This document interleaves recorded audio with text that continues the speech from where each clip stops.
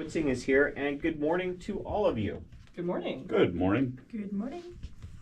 All right, sorry, getting the music going Hey. there. So Mack's joining us this morning for this final 10 minutes. Mack, we were talking to Elias a little bit about the summer that you all had, talking to young people, and I guess I'll just ask you the same question I asked Elias, which was, what was that experience like doing those interviews this summer? Oh, I loved it. It was so cool getting to talk to so many other young people in the community. It was a really cool experience for me getting to learn more about how the radio station here in Yuma works, and also about how to create good journalism. What did you think you learned in having the conversations with the students in particular? I learned a lot about how I think a lot of people view like the younger generation as a monolith, but talking to all of those people, I found that was just not the case. It was very diverse forms of thought, where they got their information, plans on who they were going to vote for, and I don't know, I found that really interesting that like a lot of people see like Generation Z as like this one type of person, but really like we're just as complicated and weird as the rest of, the country. Of us. Yeah. As older people. Which is really what they're trying to say. Yeah, I don't mind being an older person. I'm just not sure I want to be the oldest person. Oh, wow. Because that's increasingly more often. Yeah, well, I will say that was my lesson this Yeah. summer. You'd mentioned earlier in the last break how it's kind of eye-opening for us, and a bit of a change in experience for us to kind of stop what we do on a day-to-day basis and be trainers, be mentors, be available to help you all this summer. And I thought we had a lot of fun. We early on thought that we were going to do a lot more spot and feature news, but I think that the conversations really were the kickstart for everything that happened after. I think that you all had to have those dozens and dozens of conversations. And I just want to note too, we didn't say in the last break, Elias, I believe, had the largest rejection rate from all the people that they tried to interview. Denied. Yes, denied many times. In fact, the students kept a record over the summer of how many denials they were getting each week from people who just said, no, thank you. We don't want to talk to you. But I think it got easier. Is that right, Elias? Yeah, getting rejected definitely got easier after like the 8th time. So.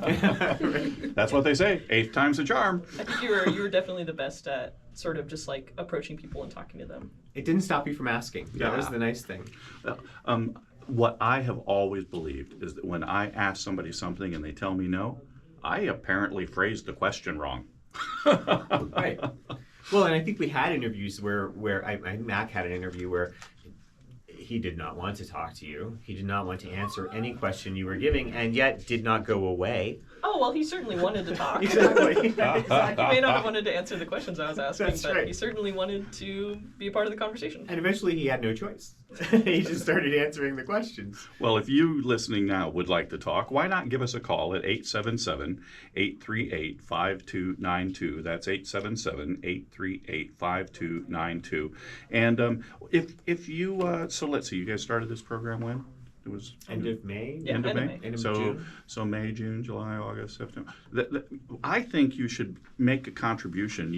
If you make a monthly contribution, why not make a $10 per month? Say the 6 months that this thing's been going on. Call us up. Make a $60 one-time contribution, or maybe you think that that work is worth $20. Make a $120 contribution when you call 877-838-5292. But when you choose to make that monthly contribution, maybe you realize you get something every month, every week, every day that's worth your support. You can go to kawc.org/donate, put in that $10, that $20, that $50, and click Make It Monthly. You will empower us to continue to invest in the student news desk, empower us to continue to train interns and raise up the next generation of radio. Yeah, and I'm gonna put you two on the spot because you learned so much talking to your cohort this summer, and you're still with us here. I think you both learned sort of the value of KAWC in terms of informing you.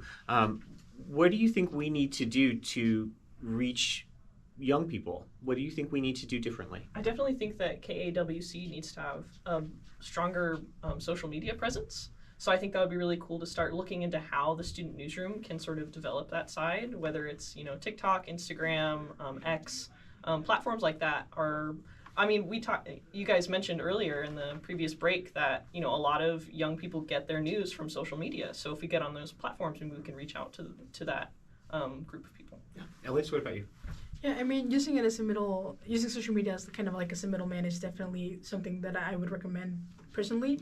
But I also think just showing that we are actually listening to young people is actually like something that will get them interesting in the first place, because I think, they will listen to it on the radio, or they will hear it in social media or see it, but maybe they won't actually believe it until they see that it's actually happening.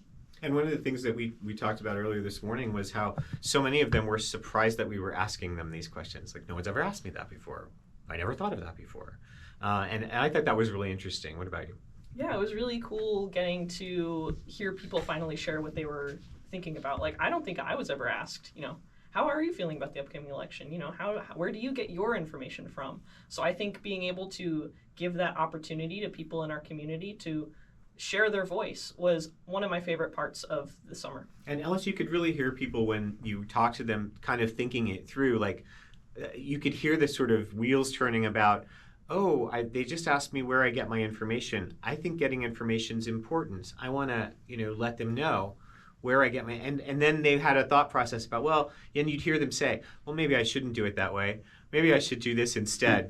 What do you think I should do? And I thought it was really interesting that it sort of motivated thought on their part. Yeah, I feel like especially young people kind of, like, personally, I myself saw it kind of like as a distant thing. Because like I said, when I started it, I was like, well, I'm just 18. What difference am I going to make? Mm-hmm. Like, I only just learned how to do my laundry a couple of months ago. So I think they were just thinking of it kind of as a distant thing, like something in the distant future that say, well, when I'm more of an adult, when I have more time or when I'm more prepared, that's when I'm going to do it. But at this point, they just didn't realize that they were already prepared for it. And if they weren't prepared, then they could already be taking those steps to prepare themselves to be able to vote, to inform themselves. And I think just like asking them kind of generated that thought in them that was like saying, actually, I can already do it now. If I'm being asked about it, I can inform myself, I can do this, I can go vote, I can talk about my politicians, stuff like that. And Mack, I thought it was really interesting when we met people who really had a lot to say, like right off the bat, and were very well informed. You had a few interviews like that. Yeah, definitely. I know for the Arizona edition that we did, that was the intern takeover, we talked a lot about that. And then previously, when we aired the interviews, my interview with Madison Gray was really enlightening because she was a very informed person. She was able to vote in the 2020 election. And so I think sort of like building up that experience as young voters start to sort of get older and build that experience, that they will definitely become more informed and more like confident in their beliefs. Yeah, Elliot, your takeaway? Well, I was thinking mostly they were all definitely well informed, but I think none of them were aware that they could already start beginning their change. Like, if they were unsatisfied with something that was already happening, they didn't think, I can just go vote or... kind of like you, they didn't know they had the power, did they? Yeah. Right. So I think that was definitely the biggest step that we definitely took during the summer, which was like kind of empowering the students around us. Or maybe even the listeners that tuned into KAWC during the summer, and they were like maybe inspired by what we did, and were like, this is a good change. Like, I want to get on this movement too. Yeah, I want to remind people that the intern takeover and this special that we did highlighting the students just before that is available online at kawc.org at the KAWC Student Newsroom page. Well, I think it was really interesting what was just shared, because you were talking about having the power, right? And elections are so contentious. Yeah. There's world and global conflict. There's so many things that are out of our control. But there are some things that are within our control. And it's this concept of problems versus conditions. There are problems that you can fix something, you can solve it, you can resolve it. There are conditions that you must manage, you must adapt to, or you must accept. But one thing that you can take control of, one thing that you can solve, you can resolve, you can fix, is your relationship with the station and how you choose to support it. You have the power to make that decision right now if you have never given before. Now is that time. Visit us at kawc.org and make that contribution. If you are somebody who has already given, we are so internally grateful to you.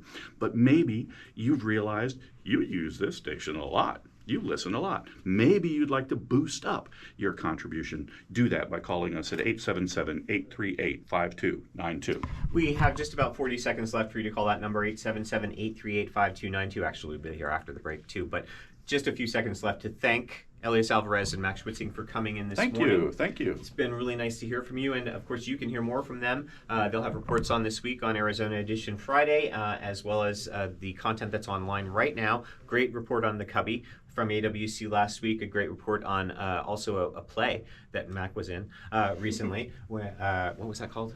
How the Vote Was Won. How the Vote Was Won, right. So I wanted to get that plug in there real quick for Ann Wilkinson. Give us a call, 877-838-5292. This is KAWC Yuma, KAWP Parker. Headlines up next. Okay, gang, I'm still rolling on GoPro. I'm still rolling here. It's going to go to YouTube. And if you've seen Kevin dancing around in the background, Kevin, proud of your students? All right. Thank you. Why are we live all the time? Right. Thank you so much. Thank you so much. Record on Thank you that for one. your support of KAWC. Picture